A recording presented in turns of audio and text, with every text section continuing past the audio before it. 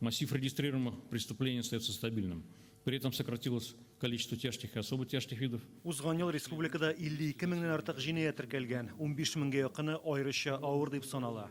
Всего правоохранительным органам республики в 2022 году Хукук саклау органнары 25 мең җинаять очрагын ачты. Үткән елларда кылынганнарын ачу күрсәткече артты.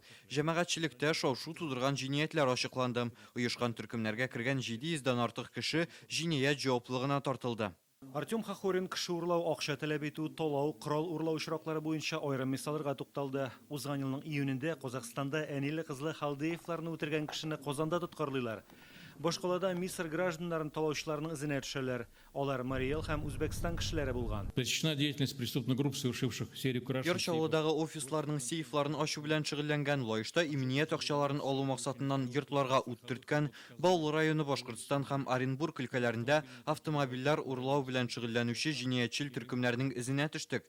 Республикада һәм күрше төбәкләрдә металл җайланмалар, рельслар, гаражлар, юл кырыендагы киртәләрне урлау белән кәсеп итүчеләр табылды. 16 кеше тоткарлана. Зыян күрүчеләр арасында РЖД, Казан вертолет заводы кебек оешмалар да бар. Финанс пирамидалары буенча хәзер 12 җинаять эше тикшерелә. Зыян күрүчеләр 13 меңнән артык. Барлык җинаятларның 4тән 1 интернет, телефон аша кылына.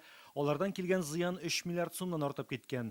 Туганыгыз юл һәлакәтенә эләкте дип шалтырату кебек инде онытылып барган мошенниклык очраклары тагын да арткан.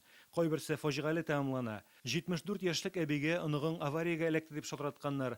Ул җинаятьчегә 200 мең сум акча күчерә. Моңа нык борчылган әби әле 10 гыйнварда гына үз-үзенә кул сала. Кибер җинаятләргә каршы туру максатыннан министрлыкта махсус бүлек оешты. Алар нәтиҗәле эшләр дип ышанабыз, ди Рөстәм Миннеханов. Наркотиклар кайтарту каналларын ябу буенча да шундый максат тора. Продолжить активную работу по перекрытию каналов транспортировки наркотиков, ликвидировать подпольные нарколаборатории по изготовлению синтетических наркотиков.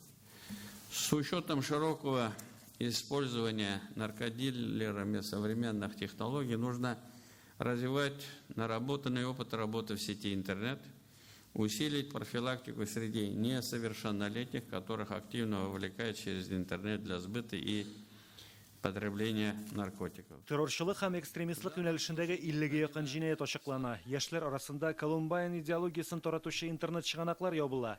2 Татарстанлы тоткарланган. Бу идеология тәэсирендә булган 11 кеше психиатрия хастаханәсенә җибәрелә. Одной из главных угроз остается распространение экстремистской идеологии. Первоочередная задача – вывести из-под удара молодежь. Следует поставить надежный заслон на пути экстремистов и радикалов, которые пытаются дестабилизировать обстановку и посеять панику в обществе. Пресекать любые проявления ксенофобии и национализма, религиозной вражды. Президент икътисади куркынычсызлык, миграция мәсьәләләрендә күнүзәк бурычлар булып калуын белдерде. Рөстәм Миннеханов Ички эшләр министрлыгы хезмәткәрләренең һөнәри осталыгын югары бәяләп, аларның ил дәрәҗәсендә иң яхшылардан булуын ассызыклады.